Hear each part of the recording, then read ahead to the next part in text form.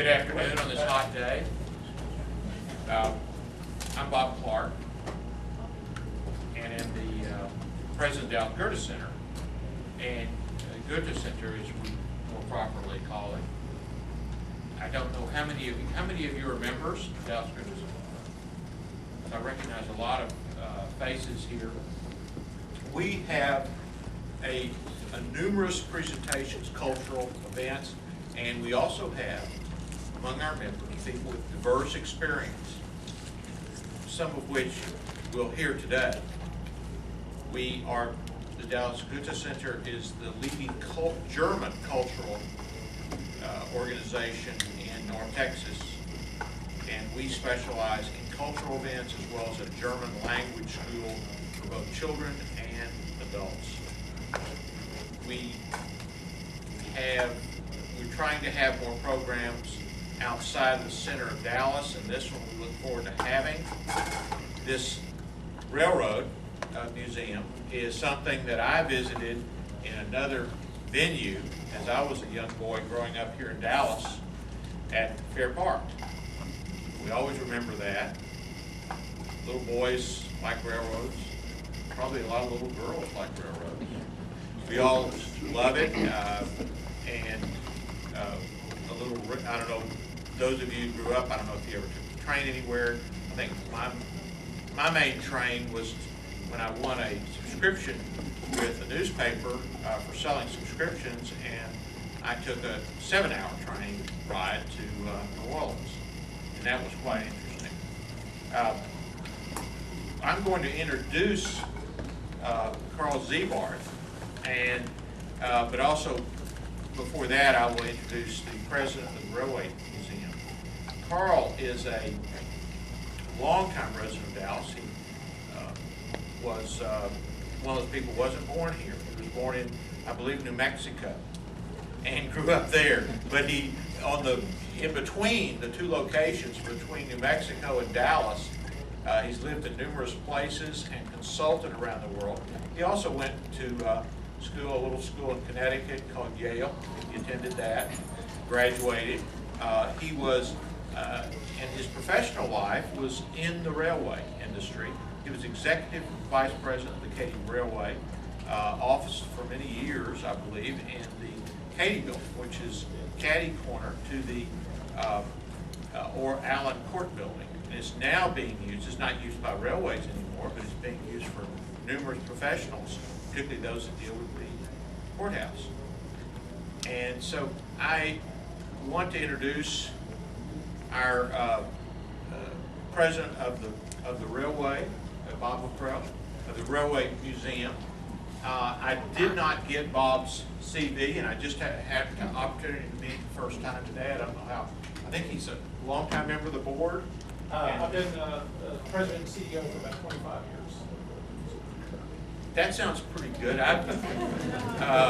That beats me. I was the secretary at the Dallas Goethe Center for 15 years, and I hold a record for being about the slowest promoted person in that organization. But you sounds like you've done great. I know y'all were in the paper last week for moving to get from Fair Park to here. I believe if you have a large something to move, like a railway station, I believe that it said they had to go all the way out to Mesquite and then back over. So, Bob, I just want to make a quick announcement. Afterwards, we'll have a reception after the talk, and there'll be some food and refreshments in the back. Carmen Ramirez and Richard Ramirez are here. Carmen is the producer of this event today, and she's the one that really is the person to go to if you have questions, because I'm just going to refer to Carmen. Karl will probably refer to her if it comes anything to do with logistics on this reception. And again, I'd like to have the honor to introduce Bob Clark. Going out and give him a hand for the.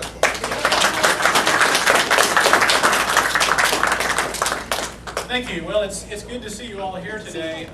When Carmen suggested this a few months ago, I thought, what a great idea to kind of blend the two topics, two subjects, you know. And we always like to branch out a little bit culturally, so it's a great opportunity for the Railroad Museum to do this.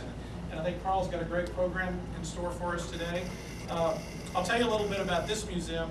This is actually the Frisco Heritage Museum that is a sort of a partnership between the City of Frisco and the Frisco Heritage Association. And the Railroad Museum, we're sort of staffing this facility with our folks.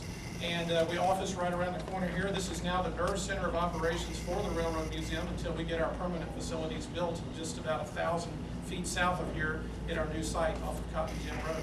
So it's been a great partnership for everyone to work out of this facility, and we're glad to have you here today.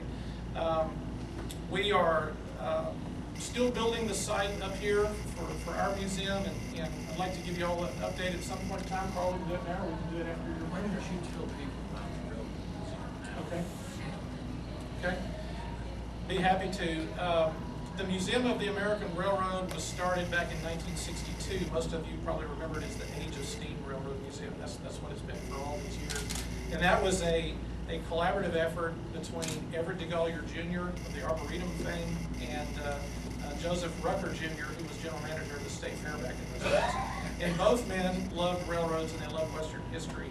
And they crossed paths in 1963 out of an effort to save the Dallas Union Terminal number 7, which was an old steam locomotive that was being retired that operated down at Union Terminal for many, many years, shuffling cars between trains and also taking mail cars over to the postal annex right next door.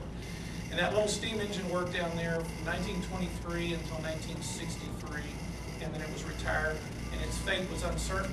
And those two men convinced the Union Terminal Company to donate it to the State Fair of Texas, and it was one of the first pieces to go in as part of that museum down there. They opened the Age of Steam exhibit for the 1963 State Fair of Texas in October. And it has grown by leaps and bounds over the years. We now have 40 pieces in the collection, some of the finest pieces of steam era railroading artifacts in the country.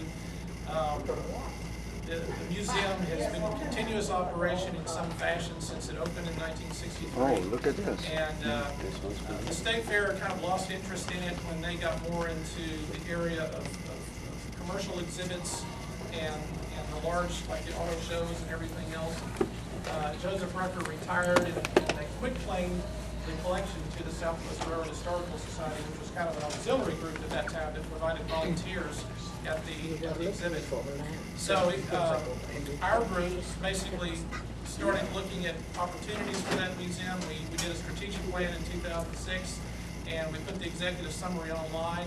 We knew we were out of space at Fair Park. We knew that we needed a much larger venue to pursue our mission and our goals as an organization.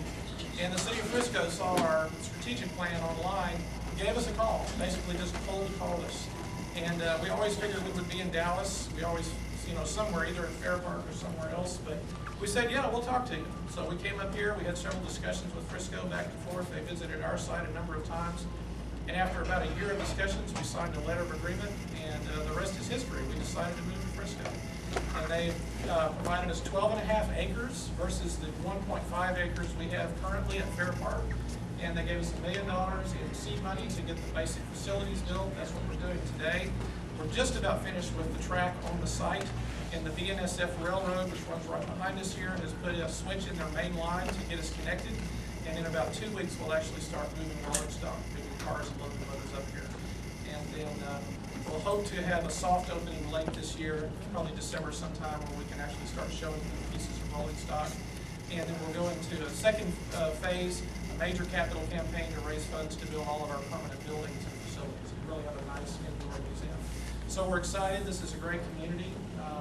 And for the time being, we're operating out of this marvelous museum. And we're very happy to have it. Well, Karl,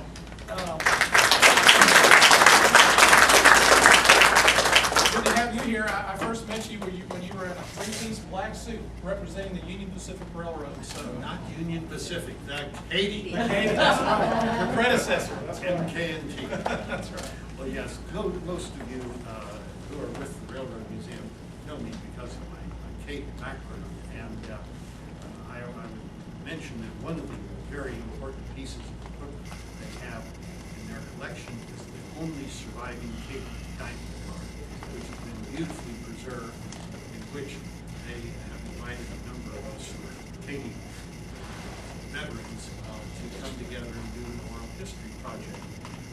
which we've done 2 or 3 rounds, and they understand that we have to capture the memories while people are still with us. Sad to say, I'm now the senior surviving officer with Karl passed away. Not in point of service, you understand. Some of the guys signed on in 41, 42, 43, and then went off to do a little work in Germany. Anyhow, but another part of my life is that I'm a transportation consultant, and I'm also a great aficionado of the German-speaking world. Dallas Goethe Center, by the way, is not just Germans, it's everyone who speaks German. That's Austrians, Swiss, and people from Alsace and Lothringen, which you know of Alsace-Lorraine, or from Südtirol, which many people call Malta-Rhodesia. That's all part of the German-speaking world.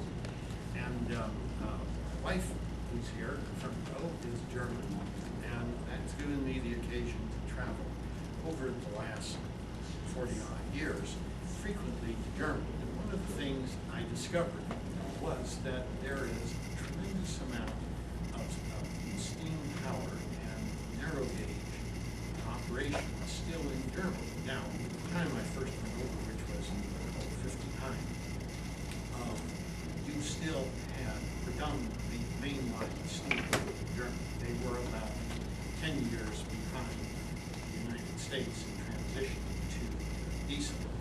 And so passenger engines were all O1s, and they were high-stepping close to the Pacifics, but there were other wheel types. And your freight engines generally were 210Os. That was their favorite wheel type. We used a consolidation, and later we went to Mountain to 484s and so on. But in Germany, they stuck basically with their 210O wheel configuration through a number of different developments, and those were predominant engines at the time. Fortunately, at least from my right, the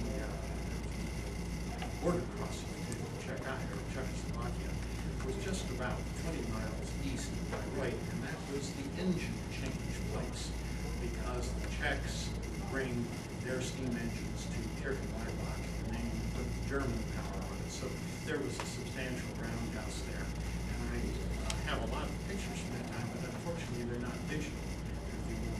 They're printed pictures, but I used to ride with the train from my right over to Kirchenweibach, which took a couple of hours to go 20 miles, but it would stop at every little station or Haltestelle, you call it. It wasn't even really a station, it was a platform out in the country, because the German railroads evolved much differently than American railroads. And with that, let me turn to the more formal part of the presentation.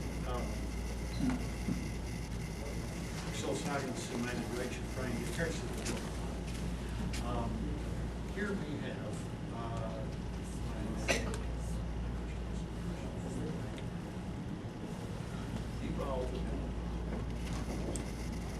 and what is a Bimmelbahn? Well, we had extensive discussions about what is Bimmelbahn. How do you translate it? Roughly, it's a little old choo-choo. Bimmel is sort of the sound that little gauge locomotives make. And you found them all over Germany. Just to give you a very brief history of the German railways. Germany was about 10 years behind England. The first railroad in Germany was about 10 miles long, and it ran from Nuremberg to Fürth, which was in Bavaria. Actually, northern 3 counties of Bavaria are the historical Franconia. So those of us who have a Frankish connection would say that the original railroads were a Frankish railroad. The first long distance line was all of 80 miles, and it ran from Leipzig to Dresden in the Kingdom of Saxony. The fact that Germany was broken up at that time into some 30-odd separate kingdoms, duchies, grand duchies, principalities, and so on, meant that people were very localized in their view, and that there were actually concerns from ruling authorities that my God, if you made a connection at the border, why, somebody could invade us. And so railroads developed more slowly in the UK. For instance, in England, the first long-distance line was Liverpool to Manchester, which was opened by the Duke of Wellington in 1830. In America, the first long-distance railroad was the Baltimore and Ohio, which began its first 15 or 16 miles in 1828, and which was by 1830 had penetrated well into central Pennsylvania. But one of the side effects of this was that local rail connections became absolutely vital for the development of Germany. And so, starting in the late 1860s, a few of the major countries, they were at the time Bavaria, Saxony, Prussia, and so on, Hesse, had built substantial networks. You had probably 2,000 miles of railroad, but you had no way of getting to it. And so, in the late 1860s, early 1870s, we began to have the development of what we call neighborhood, nearby, we would call branch lines, that connected people, and it was more nearly a farm-to-market road. They were not interchanging freight. They were bringing people to a larger railroad station, and they were collecting local produce and bringing it into town. And of course, you had extensive logging, mining activity in Germany, and the little narrow gauge railroads, as I will discuss in a minute, gave you some real advantages in terms of cost. But the key thing is that interchange was not so critical, and thus there was a much greater development of narrow gauge lines in Germany than there was in almost any other country in the world. Many of these lines were ripped up in the course of 2 wars.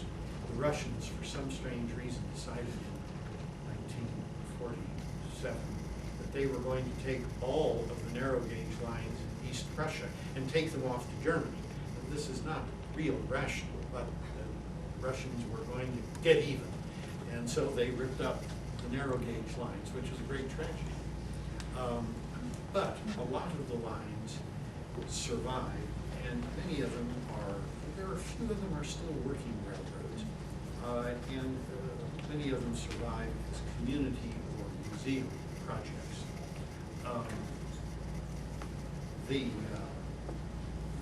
This next slide just gives you a little more detail. The first known branch line was the Rothalbahn, which was in 1869, and which oddly enough was, now, what did I do?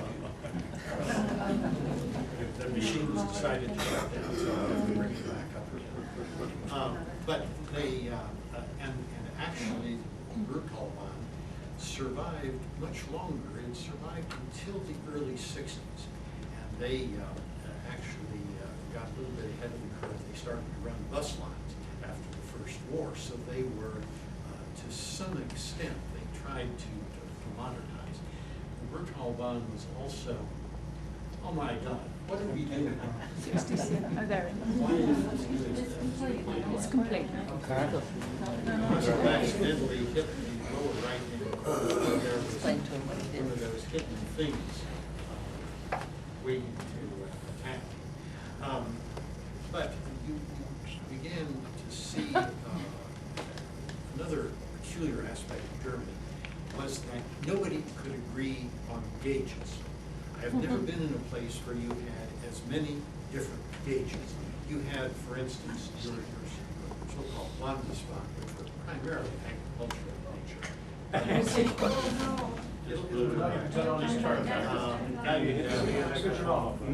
They were 600 millimeter, 6/10 of a meter, which is slightly under 2 feet. Really little dinky. It's sort of like a sugarcane railroad. What on earth happened here? It shut Anyhow, down. Turn it on. Then the most common gauge, narrow gauge, was either meter gauge, which is 39 3/4 inches, Or you also had 750, which is what a lot of the surviving railroads are 750, which is just under, it's about 29.5-inch gauge. They did, however, have American narrow gauge. Now it's shut off.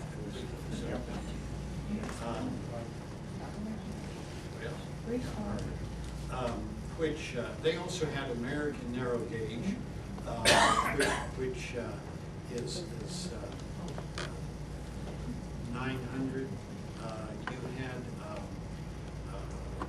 You had 760 millimeter. The Rotalbahn was 785. I mean, they had every conceivable type of gauge, and they were all small scale. The largest network, but it was nothing as large as, for instance, the narrow gauge lines that we had in Colorado and New Mexico and Utah, was in the Hartz Mountains, and was primarily organized around mining. What earth did I do? You hit shutdown, so it turned off. Well, how did I hit the shutdown? Well, no, It could have been that you had. no, it's not. You hit the updates on the software. I know, and Then goddamn it has to thing. shut down. Shut down and then start up again. It's like when you come in. It's an update and then shut Can off. we just hit that hard or make it? Camera out. Camera out. See, I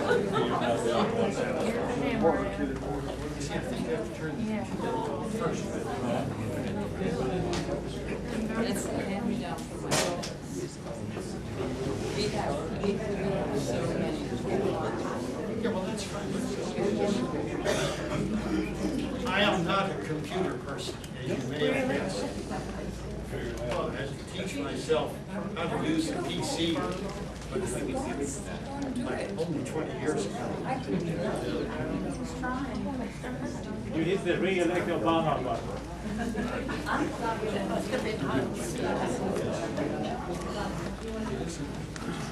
All right, now it's starting out.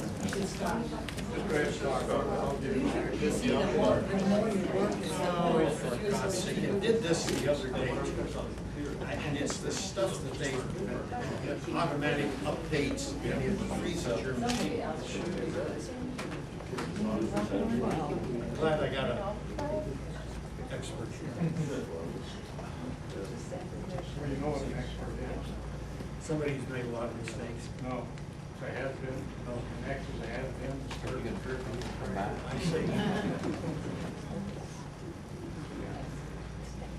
All right, now, do my thing. If it can, but you see, this is ridiculous. I did this for nothing.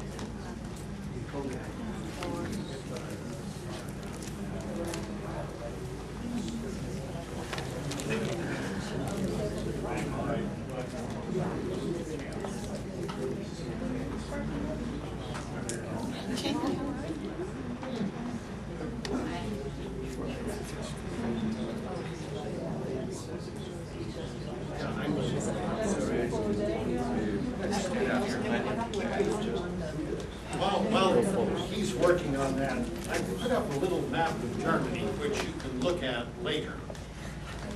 This part of Germany is what we knew as West Germany. This was the part that was occupied by the French, the British, and the Americans. What in German shorthand you call the Ostzone was the part that was occupied by the Russians. These 5 counties over here. And Bayreuth, by the way, is right in here, you see.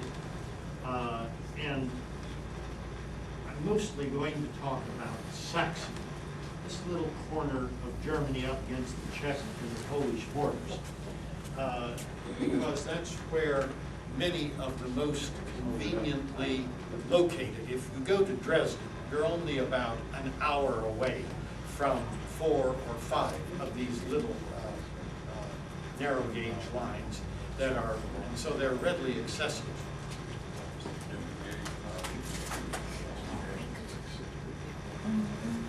But this is the Saxony. This is Oberfranken here, northern Bavaria. This is Bayern. This is southern Bavaria.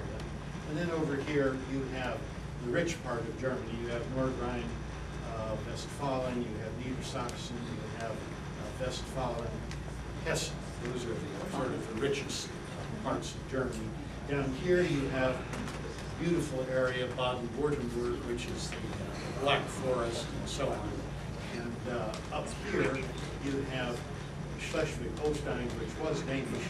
You have the rump of Prussia, which are these two provinces here, Brandenburg and Mecklenburg-Vorpommern. And then over here you have Bremen, and you have what was historically Oldenburg and so on next to the Dutch border. And the way it has played out, a large number of the surviving narrow gauge railroads are in the old East, because once the Russians got done stealing things, the rest of it was just sort of left there.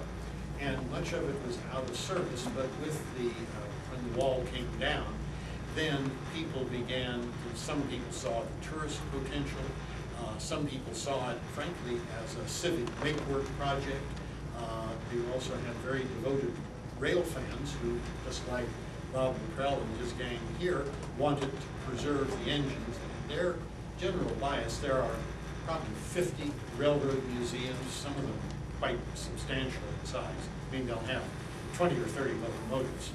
There's one just north of Bayreuth on the main line out of Würzburg.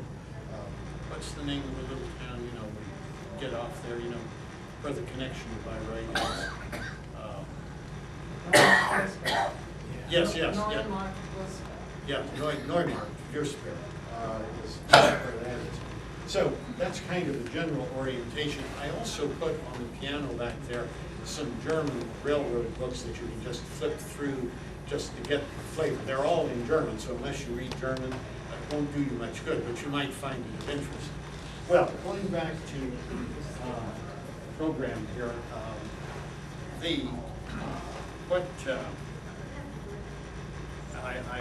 way I designed this, I thought I would tell you a little bit. I have a little glossary of German railroad terms that you'll find worthwhile. And I thought I would tell you about several of the short lines, which, by the way, in German, a short line is a Schmalspurbahn. Schmalspurbahn, Schmalspur, narrow gauge. And you had, I'm quite distracted by this thing. Carl, may I ask you a question? Yeah. I've heard in my readings about 1910, 1912, there was something famous, and I don't know if it ever came about, the Berlin to Baghdad Railway. Do you know anything about that? Yes, I can give you a whole nother lecture on that.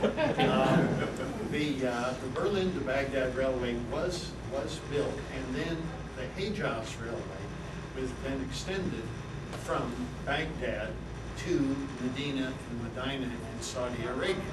And this is the railroad that D.H. Lawrence ripped up, blew up, and destroyed in 1916, 1917. I have a wonderful book, The Hejaz Railway. The bones of the Hejaz Railway are still there, rusting away in the sun after 100 years.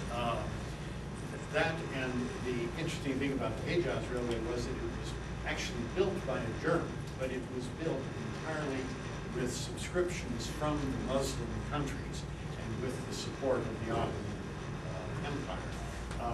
The Berlin to Baghdad was really a German commercial enterprise. Germany had the idea that by connecting with the Turks, where there's a very close historic affinity between Turkey and Germany, they would be able to extend the reach of the German Empire into the Middle East. The British had the Suez Canal. We're going to have the Berlin to Baghdad Railway. And so that's that part of the story. Well, anyhow, a little history of the German railways. I started out by telling you it was a whole bunch of little individual state railways which were gradually linked together. And the Nebenbahn, the Schmalspurbahn, were built to give people local access to these main lines. in 1871, Germany was united for the first time. You say you had a flash drive? Yes. Let me get, I gave it to, let me get it. Your computer has a startup problem and it's going to Well, come back to life in any short time. where is Dario? Because I gave him my flash stick. He's just on the Dario, I'll get another laptop. Oh. But I haven't, I'm sorry, gang, I didn't realize this thing was unstable. It just started to act up on me yesterday when this downloaded this update, which is completely paralyzed. Maybe we could ask you questions as you go. Well, yeah. Keep you, let you could answer. Yeah, let me just, I can actually do, I did the PowerPoint so you had something visual to look at, but I can actually do most of this just by memory. Yeah, Dario, where's my flash stick? I gave you my flash stick. Yes. Had it in my hand. We were standing over there. I can give you one. Well, I have a copy of your slides on my on my flash, so I think you might. yeah, it's that little red flash stick. That's what But it is here.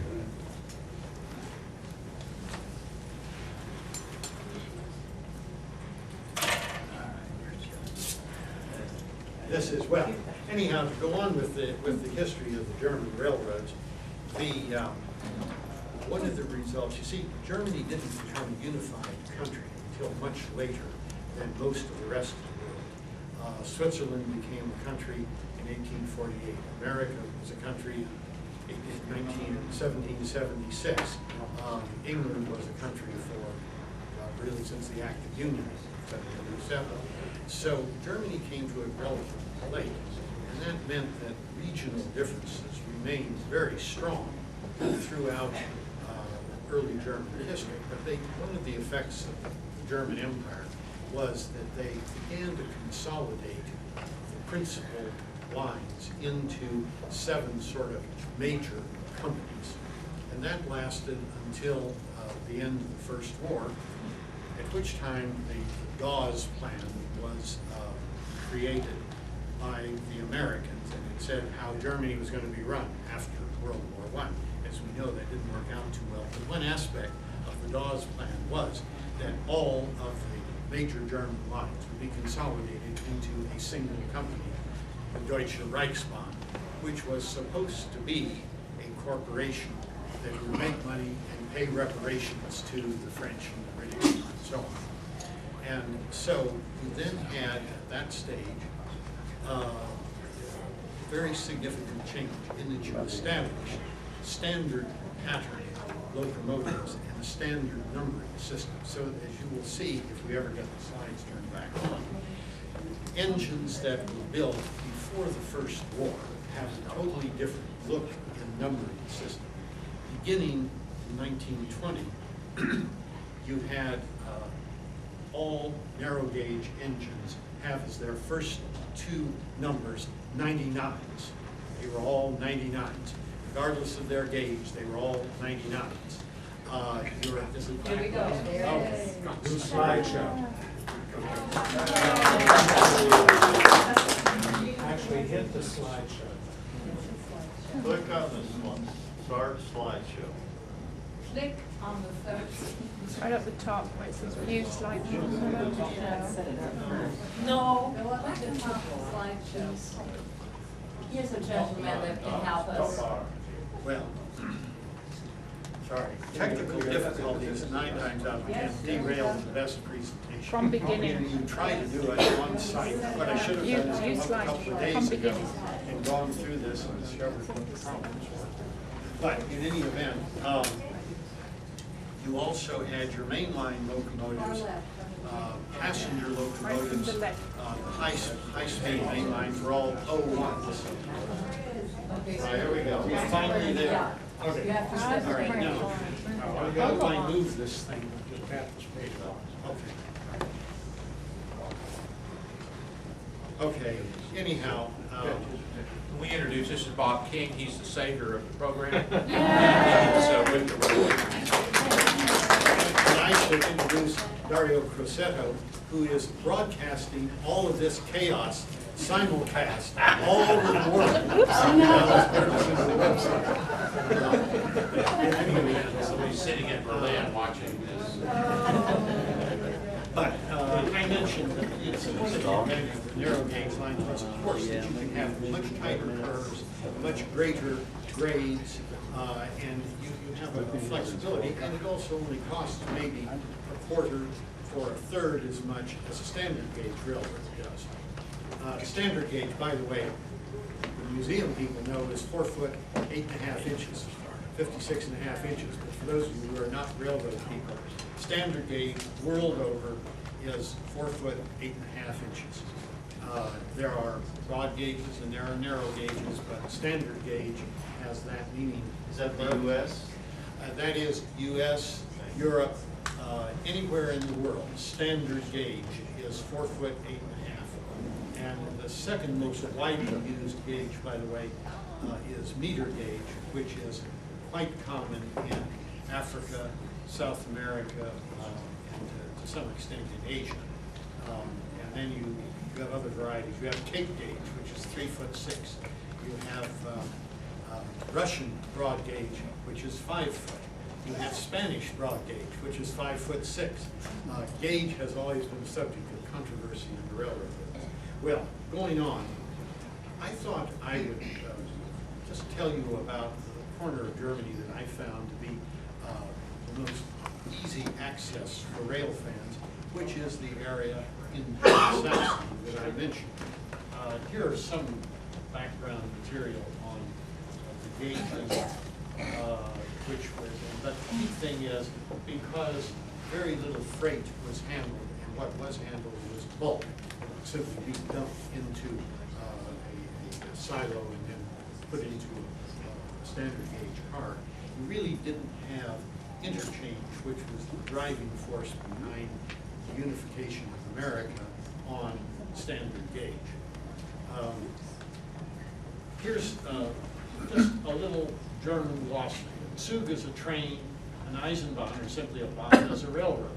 A Lok is an engine, locomotive Lok. A steam engine is a Dampflok. A Wagen is a car, or and a Kutsche is the old-fashioned word for a coach. A Nebenbahn is a little branch line. Schmalspur is narrow gauge. Gleis, or Gleis, depending on which part of Germany you come from, are rails. Ties or Schwelle. Bahnhof is a station. The Hauptbahnhof is a major station. Now, a major station translates to one that has more than 2 trains a day. And then there are a couple of other words that are useful.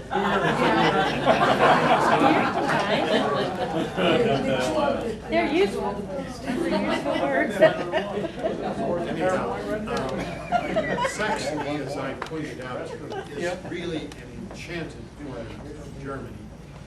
Of the 5 states that were in the old East, it is the one that has somehow pulled itself back together much better than the other 4.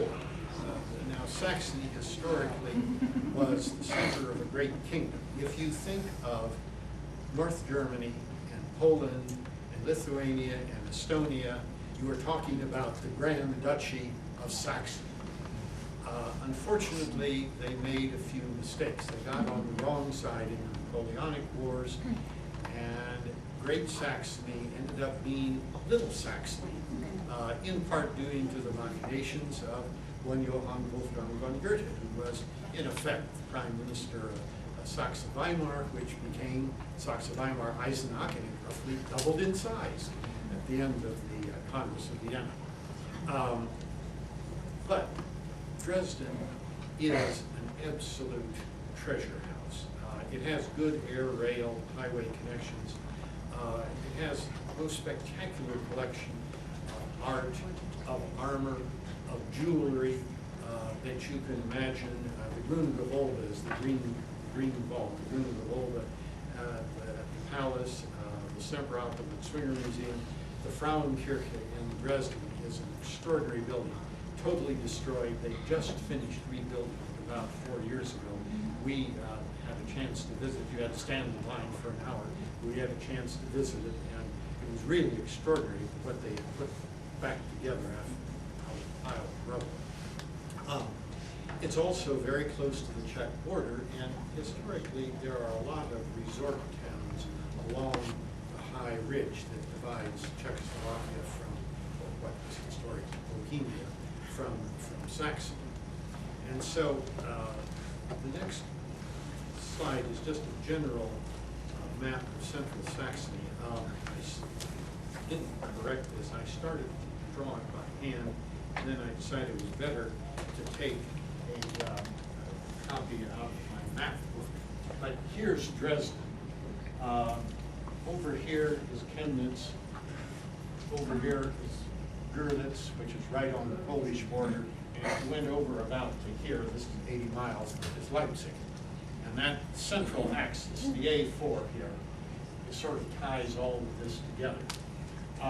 Two of the short lines I'm going to talk about are right just a couple of miles outside of Dresden, which makes them real convenient for access. There are four that I thought I would tell you about. On the north side of the river, just a couple of miles west of the bridge, is the suburb of Radivil, and there's and the station is about 3 blocks south of the main drag. And it is a working commuter line. School kids use it to get into school. It still serves an agricultural area. You have a fairly extensive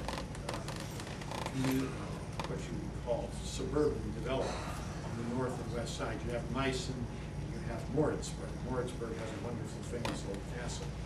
On the south side of the river, 3 or 4 miles south, is Freital Heinsberg, which is the Weisseritstalbahn, which it runs about 8 or 9 miles down to Kipsdorf, which is a tourist line, but it still has a surprising amount of freight equipment on display.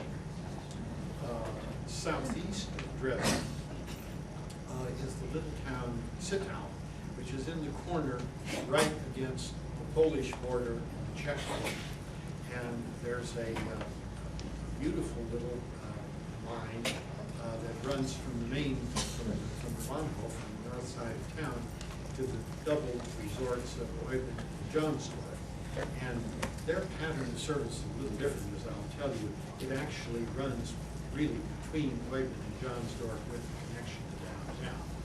Southwest of Dresden, south of Chemnitz, Steinbach, tiny place, probably the population is maybe 50 or 60, state highway, Landesstrasse 174. And the railroad actually extends north quite a ways, but has not been put back into service. They only put this little part of it in line. So, the Listniks Grundbahn, not Talbahn, but Grundbahn, which is unusual. It's about 10.5 miles. It runs in a loop from Radivil to Radeburg, and it goes through Moritzburg, which is, as I said, is a growing community town. And it isn't just a tourist line. There's good connections from the station to various parts of town. The Strassenbahn runs right to the station, so you just hop on that. There's also extensive local bus service. And we visited there, I don't know, 4 years ago, 5 years ago, and we took a few pictures. There I am with the 99 791. I should tell you one other thing about steam engines in Germany in general, and specifically about Schmalspurbahn. They are mostly tank locomotives. They do not have tenders. They're only running very short distances. They run characteristically no more than 20 or 30 miles. So you have plenty of cold water that you can just carry on the engine itself. So as you can see, this is a tank engine. Here you have your water tank on the side, and you have your coal bunker here in the back. And it's also, as they loved 5 axles. So this is a 210-2. Little dinky engine, you can see by me standing by it, it is not much longer than from here to the wall. And of course, it's 750. It's, you know, this wide gauge. And so we chased the train. We weren't there quite in time to get on it. And so here it is running near the highway. This is another engine, a slightly more modern engine. I ended up about up to my knee in mud because it had been raining a lot. I was scrambling over to the side of the road to take this picture, and I sunk down. So it was very distressing. And just to give you a rough idea of the schedules and fares, the train runs from Rotterdam at these times, and it's about a half-hour journey to Moritzburg, which is all maybe 6 miles or something like that. But you stop at about 6 or 8 little stations or Haltestellen along the way. 2 of them run on through to Rotterdam, which is more nearly a country town. And there's no stopover there, it just turns around and comes right back down. Then there's also an early morning train during school days for the kids. The fare schedule is bewilderingly complex because this is still a community service. And so, but crudely, a round trip ticket is about 13 euro, which is $18, $19, half price for kids, or you can get a day pass for 20 euro, which is about 26 bucks or thereabouts. And there's lots and lots of other fares for commuters and students, but don't worry about it. Now, let's go to the Weißerwitztalbahn. This is from the outskirts of Dresden, the south. It's 3-4 miles south of town. And it survived relatively late, I think past the fall of the wall, as a local freight line. And it was interesting to me, just looking through their material, they have a lot of freight equipment. I haven't visited there myself, but let me tell you, next time I'm going to go there. This is a map. Dresden's up here. This is 3 or 4 miles down here to Kipsdorf. And so the access is convenient. This is what their main depot looks like, their shops. And as you can see, there's quite a bit of freight equipment and somewhat larger and more modern engines, but still 750, still narrow gauge. Here are some of their engines. Now, notice, this is a pre-1920 engine. It is something like a K Roman numeral 4B or something like that. This is from the old Saxon model, and whereas this is a relatively modern engine. I would guess that was probably built after the Second War. They were still building steam engines until the 1980s in East Germany. Here's one that's a transition unit. This dates from about, I'm going to guess, just before the First War, so it was renumbered as a 99. Then going a little further to the west, I visited the Prestonstallbahn. Tal, by the way, is vowel. And sometimes it's spelled T-A-L and sometimes T-H-A-L. It's a peculiarity of different areas in Germany use different spelling for the same word. And it's south and east of Chemnitz, which is a major industrial city. The Prestonstallbahn is really charming. It runs about 8 miles from Steinbach to Bierstadt, and it was abandoned and nearly ripped up. They decided, after the wall came down, to rebuild it as a community project. And it is, they literally built new, like 3 little engines to the original 1920s designs. So they have 6 engines, and it is absolutely delightful. Of course, you can see it's a make-work project when they're doing their weed control by 5 guys marching shoulder to shoulder with weed eaters. This is not maybe the most efficient way to do it, but it does create jobs. You have, and this is the, see, here's Chemnitz and there's the A4. You just get on the 174 down here, and you get to Marienburg, and then you cut over on 219 down here to Steinbach. And I have another map that shows it to you in a little greater detail.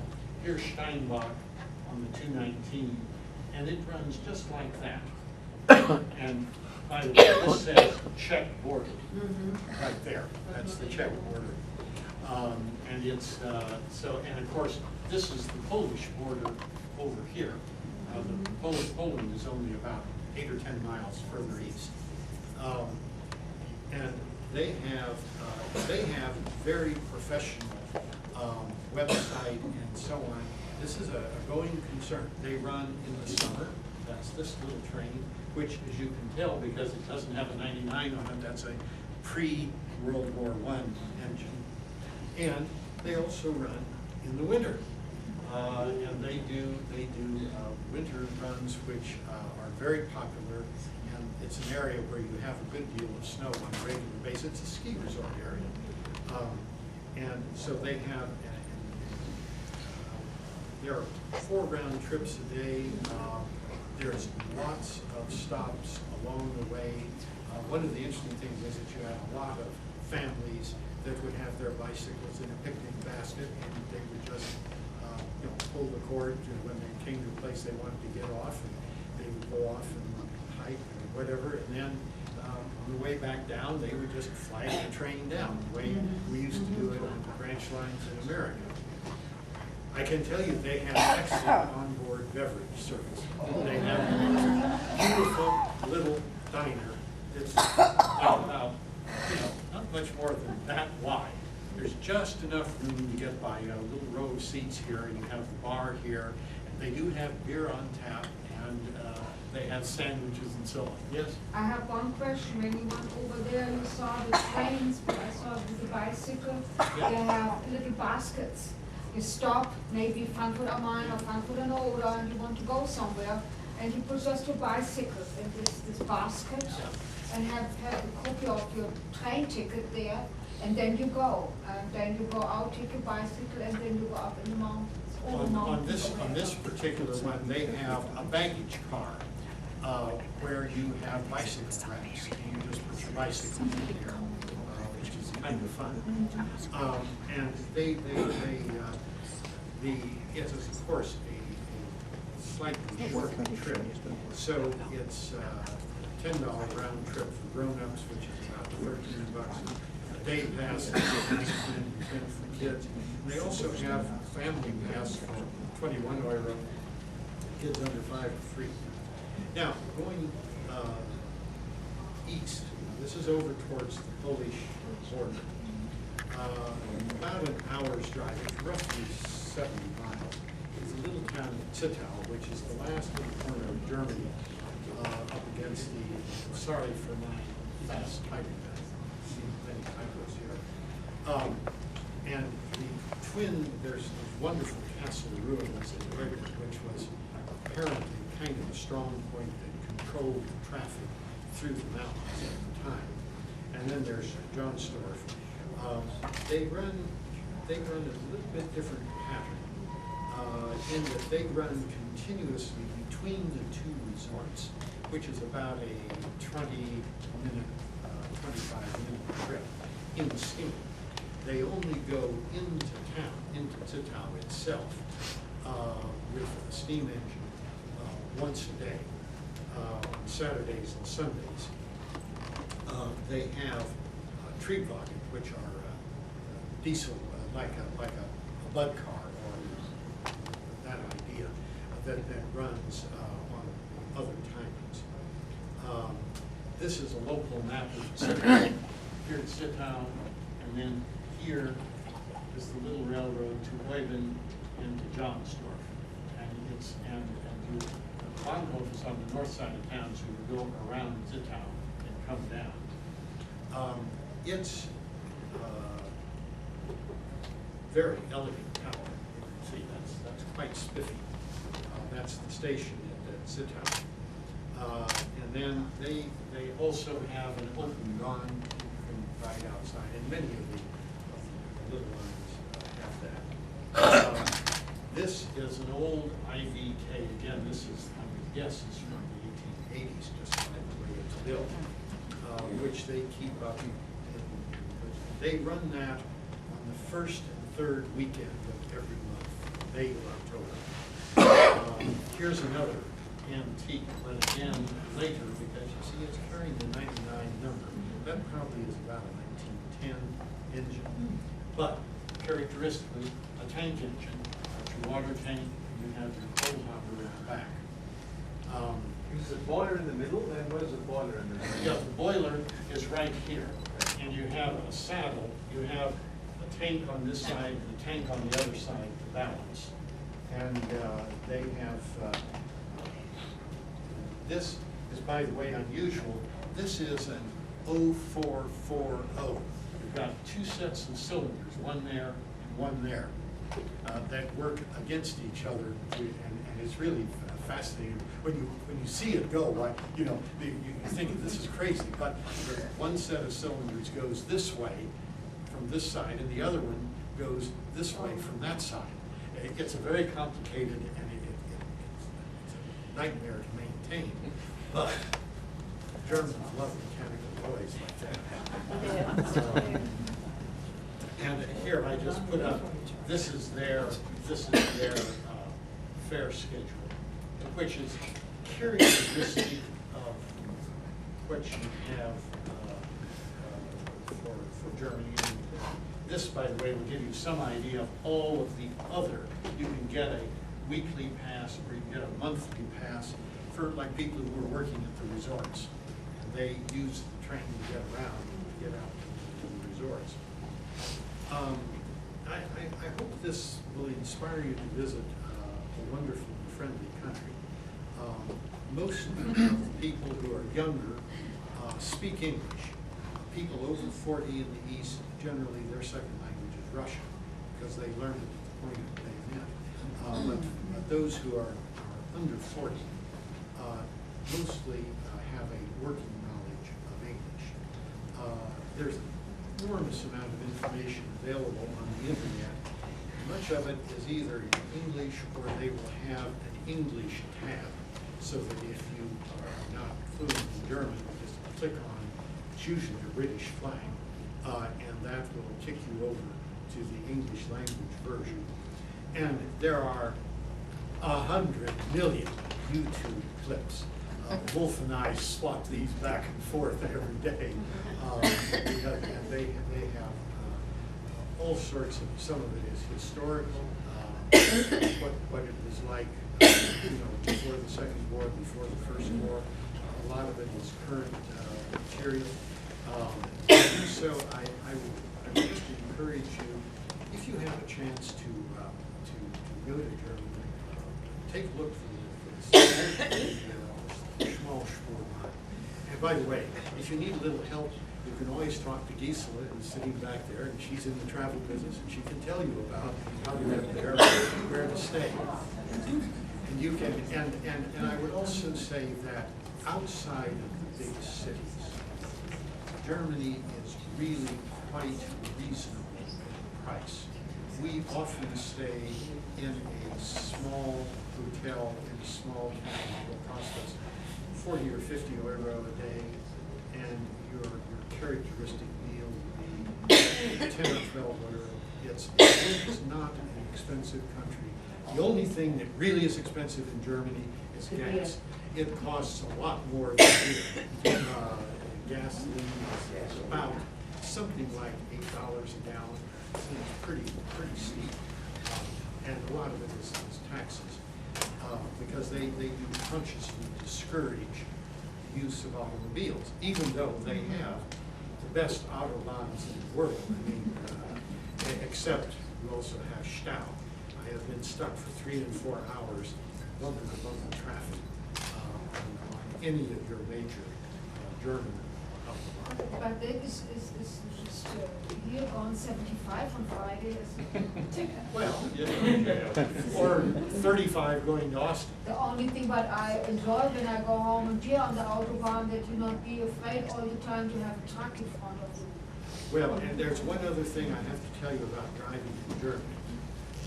People in Germany drive real fast.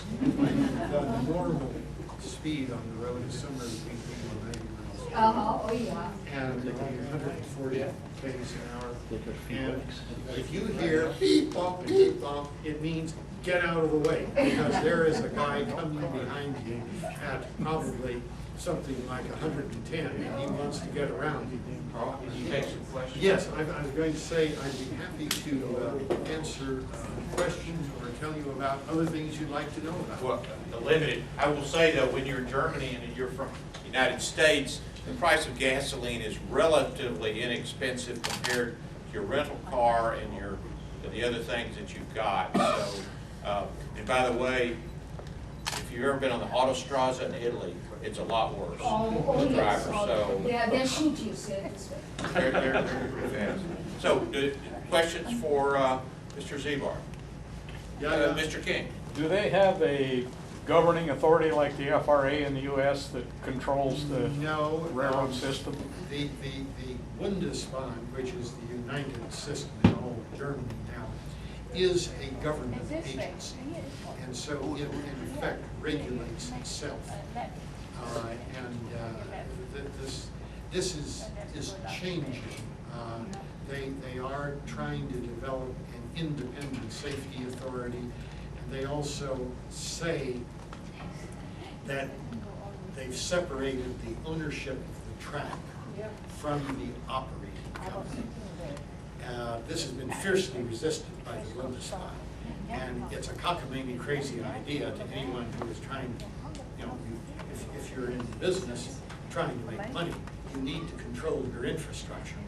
But that's not the European way. The European Union, in one of its many flights of fancy, decided that we were going to have competition, and we do this by seeing that the tracks remain in government ownership and that everyone, quote, has equal access. And you're supposed to bid for a path to run a train. The trouble is that when you have dominant national carriers like the SNCF in France, DB in Germany, RZD in Russia, you ain't going to have any competition because you'll never get a path. And if you do, you'll pay way more than the state-owned railroad does. So, but that is evolving because there is a recognition that you need to have independent safety oversight, and so they are moving towards that. In England, it's fully developed. In France and Germany, it is not that far. And I have a question. I'll take you a little outside of your subject, but have you ever taken the Channel, or if not, have you read about it? Were those trains working in Germany? I was even a shareholder in the Eurotunnel, and Lisa and I have taken it. One thing about the Eurostar, this train, is that it is always sold out. We spent half the time standing. No, it's not that long a trip. It's about 3 hours from London to Paris. It's not that long a trip, but it does get a little tiring either sitting on your bags or standing because they're overbooked. Their reservation system leaves a little something to do. And you have, but it has proven to be overwhelmingly popular. It was not very efficient because here you had this high-speed line TGV from Paris to the Channel and through, and you come out at, what is it? Carolina? No, the junction is, it's a name like Aldershot, that isn't it? It's in France. And then you went back on the old British rail, and you were put in the hole for commuter trains to go by. So the Eurostar would run like hell, and you'd be on English soil in less than 2 hours, and then at last 30, 40 miles into London to take you anywhere from an hour to an hour and a half. And that now has just been finished. They have now finally built a high-speed connection from the channel into the new station in London, St. Pancras, and it is gorgeous. And I haven't ridden it since they completed the connection. Yes, ma'am? Got one other question. From a safety perspective, who controls the inspections and the maintenance requirements, since they're running late 1800s, early 1900s engines still? Under steam? My understanding, I'm not an expert on it, but my understanding is that Deutsche Bahn provides sort of as a public service inspection for all of the Schmalspur and Bimmelbahn. I'd have to look into it to give you a definitive answer, because you don't have a state regulator, you don't have a railroad commission in each of the states. And so it's, as I said, this is something that is in development, because they're making the transition, or say they're going to make the transition from government-owned railroads to private sector railroads. We'll see how that goes. Yes, Mr. Hine?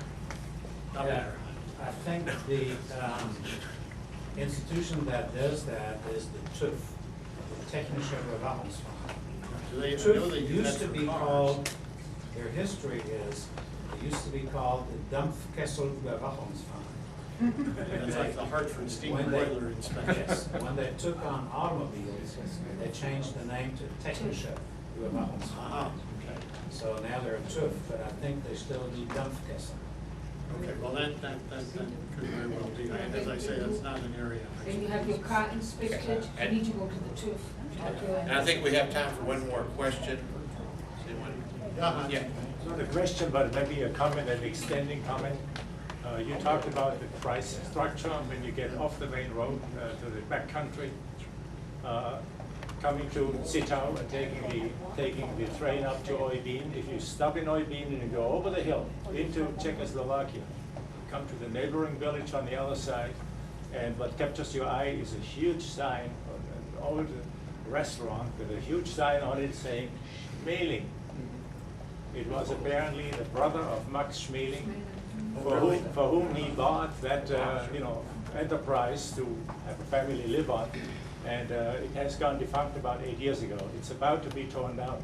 But right next to it is a wonderful restaurant, and you can spend 3-4 hours there, 5 people. The bill runs up to around 42 euros or so. Well, yes, you can spend more, believe me. You just say, here's another important German phrase. Noch eins bitte. One more, please. Don't bring you another beer or another glass of wine. I don't think we have beer today, but that was a great segue into our food over here and our all the people here, and everyone, whether you're in the